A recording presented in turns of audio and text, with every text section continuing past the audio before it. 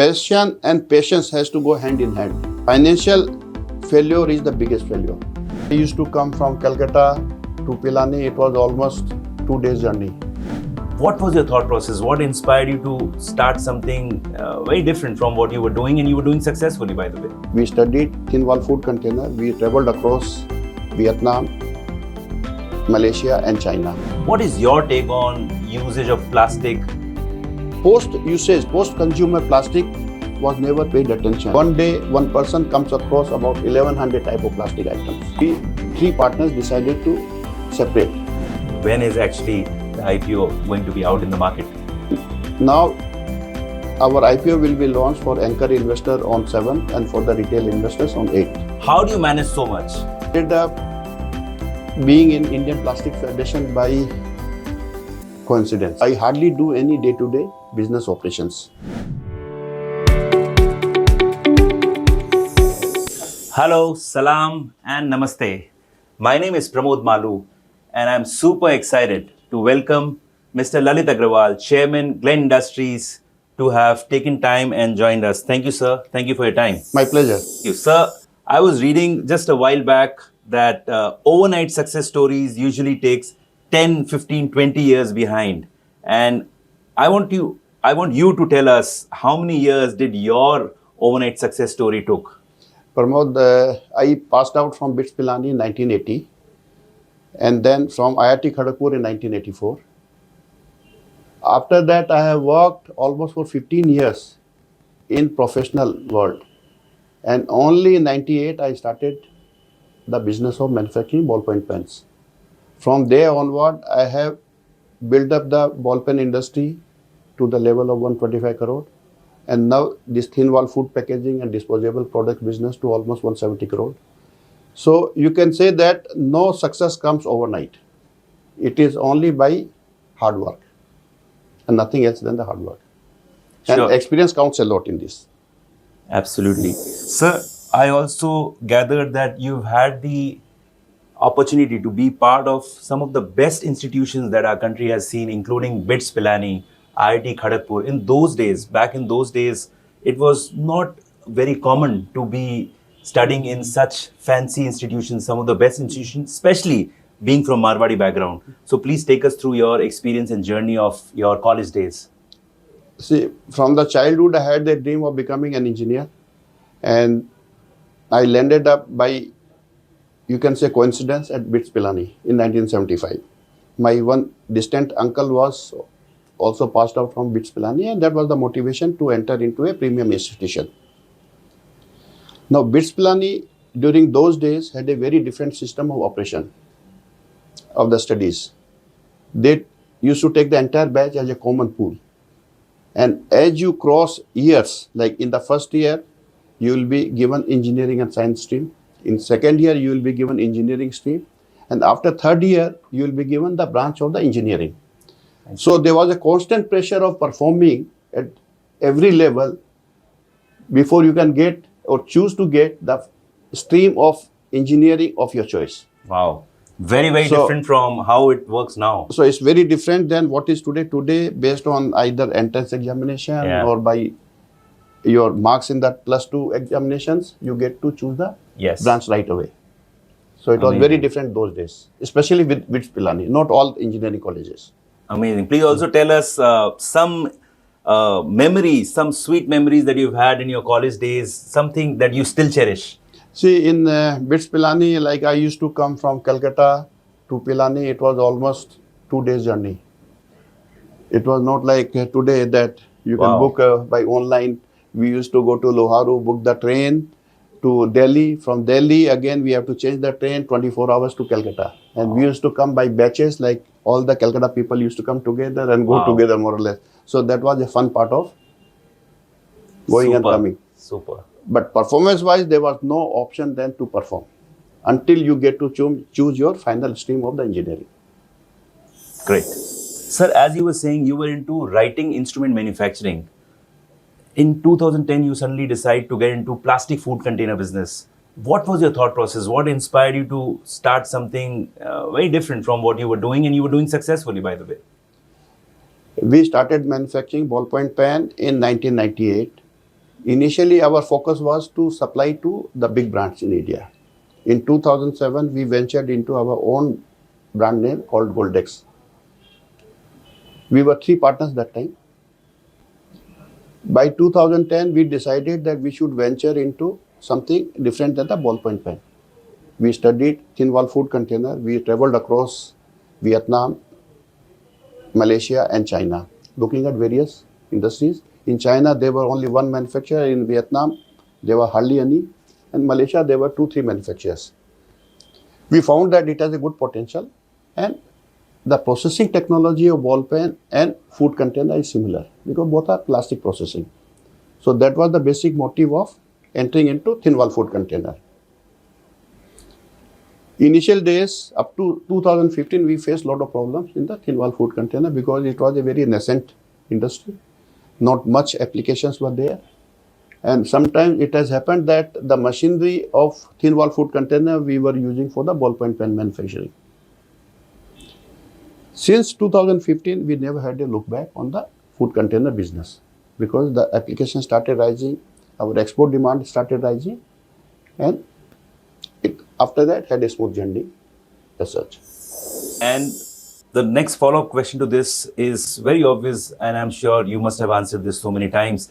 We often hear people talking about plastic, and they have been labeling it as a villain. You know, the harmful effect on the environment and the harmful effect on the health.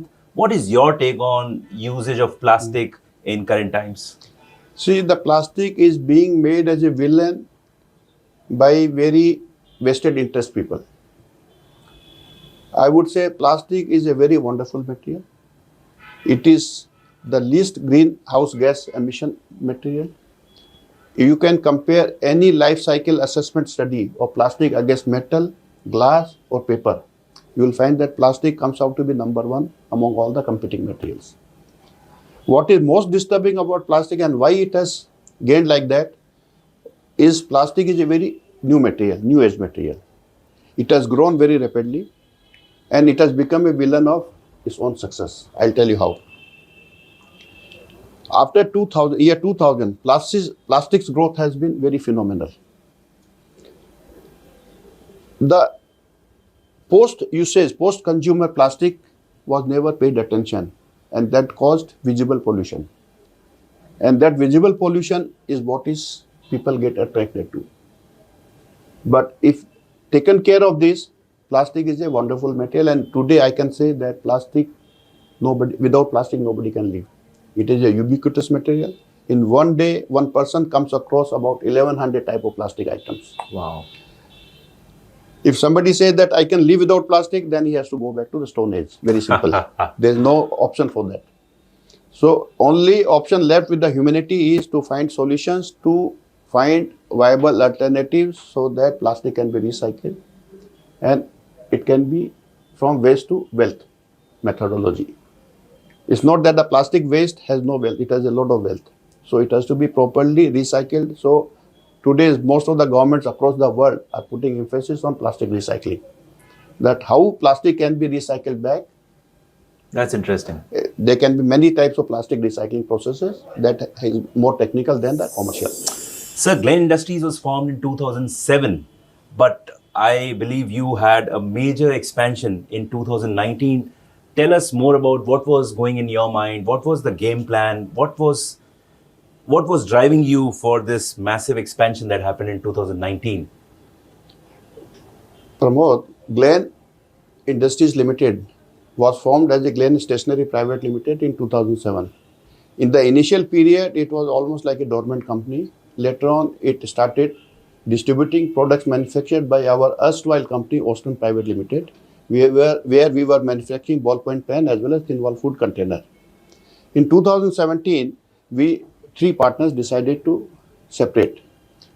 And by virtue of that, I decided that I will take the food packaging division because I foresaw it has a big potential, it has a high growth rate as well as the export potential will be rising in coming days because of the changing food habits. With that in view, in 2019, Glen took the expansion of manufacturing activities in its own name. We set up our own manufacturing facilities. We also diversified into some other products, mainly compostable products, compostable paper straw as well as compostable PLA straws. From there onward, Glen has been continuously expanding the capacities in the thin wall food container, in straw manufacturing, and I can say today we stand out to be the largest manufacturer in whatever segment we are operating in India. And our focus is not only domestic market, we are equally focused on the exports, where today we export almost 35% to the international market and mainly to developed countries like USA, Europe, Australia, where competition is intense, quality requirements are very high. I'm sure. My next focus will be to take Glen to a height where it will be crossing more than 500 crore turnover in the coming next 2 to 3 years. Also, manufacture more sustainable products like a lot of packaging, paper packaging products, compostable products, biodegradable products. So it becomes a very environmentally sensitive company, and we can give innovative solutions to the world. Awesome. Sir, I read on multiple websites that Glen Industries is coming out with an IPO. I want you to tell us what was the motivation behind it, how is the entire process, and when is actually the IPO going to be out in the market? Pramod, since 2022, we started facing constraints in the capacity to meet the growing demand of the company's products, domestically as well as internationally. So we started exploring that we have to expand our production capacities. Initially, we tried to get PE funds, but there was no surety that PE funds will come in. You waste time and suddenly it doesn't come. We wasted almost 1.5, 2 years on that. Then last year in June, July, we decided that we have to go for something which is more sure. And we decided that we'll go for the IPO. And it took us almost 1 year to execute the whole process. It's a conversion process, lot of documentation. The company has to be prepared. And now our IPO will be launched for anchor investor on 7th and for the retail investors on 8th. 7th of this month? 7th of July. 7th of July. So this IPO is basically to fund our expansion activities. It is not offer for sale. We are going for 100 crore investment in the next 1 year. 50 crore will be raised by the IPO and 50 crore will be by way of term loan from the banks, which is already secured. So you can see that after investing this 100 crore, our company should aim to cross 500 crore turnover. So even before the IPO is out, you already have the game plan set in your mind that how much of funding is going to come via IPO and how your company is going to touch 500 crores. Say, what I'll tell you, we could have gone for more dilution and take entire 100% equity, but you know, equity is always more expensive than the loans. Loans you can repay and you can be bigger owner and your net worth will be, the company's net worth will be better. And the price to the shareholders or the gain to the shareholders will be bigger by paying off the loan. And so that was my total game plan, that we will not take 100% equity. We will take leverage the equity to the loan. Sir, you are the president at Indian Plastic Federation. You're part of so many professional bodies. I want you to tell us, what is it that keeps you so much active? What is it that keeps you driving, doing this, doing that, and at the same time managing this Glen Industries is another thing which I'm sure is such a time-consuming affair. So how do you manage so much? I landed up being in Indian Plastic Federation by coincidence. Okay. In 2019, I was asked to join the office bearer's post as a treasurer, and I gladly accepted that. From there onward, after being treasurer, then vice president, and then president. If you work with organizations like Indian Plastic Federation or any state or national level professional bodies, you come to meet a lot of people. You understand the mechanism of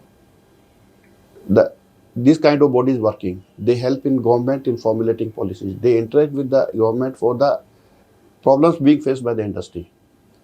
So it is a very nice platform, no doubt, and one should always be involved in this kind of activities. Now, coming to the timings,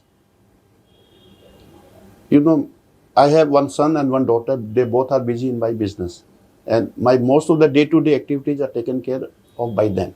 So I hardly do any day-to-day business operations. I am more focused on diversification and financial planning, whereby the company can take a path to the growth.